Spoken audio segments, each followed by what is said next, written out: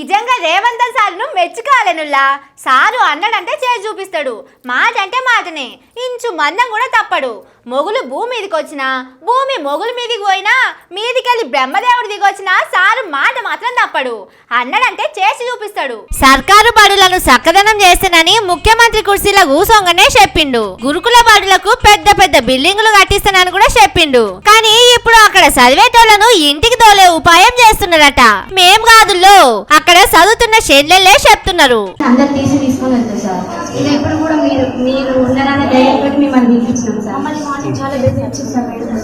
పాపం ఎంత తిప్పలుంటే ఇట్లా చెప్తారు చెప్పుండ్రి.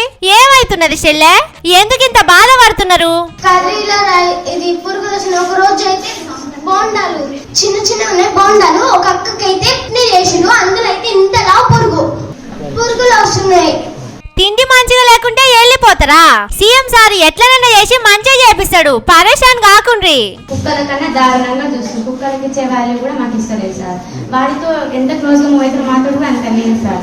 మేము 10th వాళ్ళకి ఇంతవరకు మొన్న ఫిజిక్స్ ఇంగ్లీష్ వచ్చారు. ఆ ఇంగ్లీష్ మేడంకి ఎస్టర్డేకి టుడేకి టుమారోకి తేడా తెలియదు సార్. మళ్ళీ మ్యాథ్స్ మేడం మాకు ఫస్ట్ నుంచి చెప్తారు, ఒక్క ముక్క కూడా ఎవరికి అర్థం కాక చెప్పాలంటే ఏంటి చెప్తే కూడా అసలు ఏం అర్థం కావట్లేదు సార్. చెప్తే ఏమంటారో చూద్దాం. బాప్రే, ఇంత ఘోరం ఉన్నదా? తిండి చక్కగా పెట్టరు, చదువు చక్కగా చెప్పరు, మీదికెళ్ళి కొట్టుడు తిట్టుడు చేస్తున్నారట.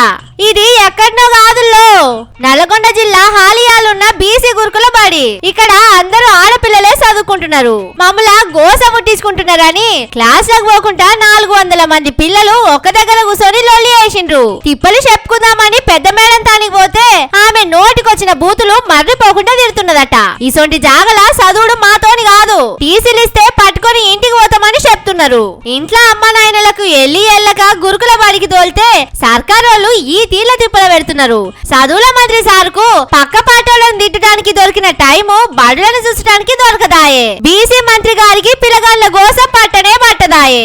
ఆడపిల్లల తిప్పలు మహిళల మంత్రికి, మహిళా కమిషన్ వాళ్ళకు కూడా కనిపిస్తలేదట. కానీ సారు మంచోడుల్లా గురుకుల బడిల్లా షరీక్ చేస్తే అమ్మా నాయనలతోని పొలగాళ్ళ దోస్తాన పాడైతున్నదని అప్పుడు చెప్పిండు కదా.